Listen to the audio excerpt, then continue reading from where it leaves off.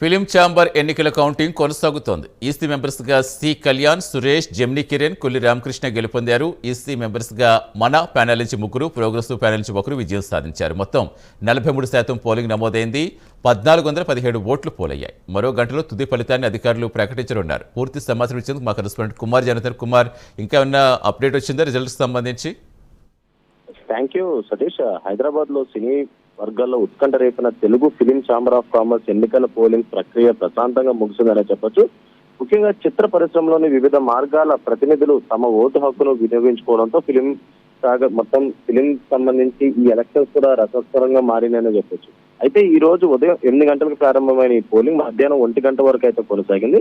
సభ్యులు ఉత్సాహంగా పాల్గొని తమ ఓటునైతే వేశారు. ప్రస్తుతం ఏదైతే కౌంటింగ్ ప్రక్రియ కూడా ప్రారంభమైతే అయితే సగం కౌంటింగ్ కూడా ఇక్కడికే పూర్తయింది. అయితే సాయంత్రం 6 గంటలకల్లా విజేత ఎవరు అనేది అయితే పూర్తిగా వెల్లడిస్తారు. అయితే ఈసారి తెలుగు ఫిలిం ఛాంబర్ ఎన్నికల బరిలో 2 ప్రధాన ప్యానెల్ మధ్య హోరాహోరీ పోరీ అయితే నెలకొంది. ముఖ్యంగా పరిశ్రమలో అగ్ర నిర్మాతలంతా ఏకమై ప్రోగ్రెసివ్ ప్యానెల్ తరఫున అదృష్టాన్ని పరీక్షించుకున్నారు. అయితే చిన్న నిర్మాతల గళాన్ని వినిపిస్తూ వారి సమస్యలే ప్రధాన ఎజెండాగా మన ప్యానెల్ కూడా పోటీకి దిగింది.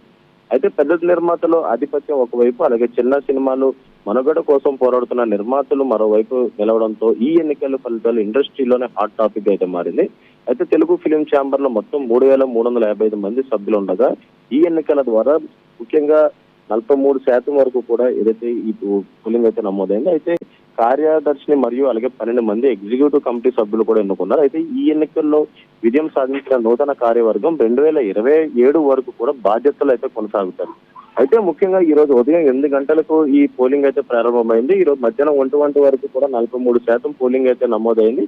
అయితే ఇప్పటి వరకు కూడా అంటే నిర్మాతల సెక్టార్ లోని 1647, అలాగే పోలైన ఓట్లు వచ్చేసి 385 పోలేని, అలాగే డిస్ట్రిబ్యూటర్ల సెక్టార్లకు వచ్చేసి 623, ఇందులో 171 అయితే పోలేని, అలాగే ఎగ్జిక్యూటివ్ సెక్టర్ ఓట్లు వచ్చేసి 913, ఇందులో 171 పోలేని, స్టూడెంట్ సెక్టర్ ఓట్లు వచ్చేసి 104, 36 అయితే పోలేని, మొత్తం 3287 ఓట్లలో పోలైన కేవలం 700, అలాగే 21% మాత్రమే పోలైనట్లయితే తెలుస్తుంది.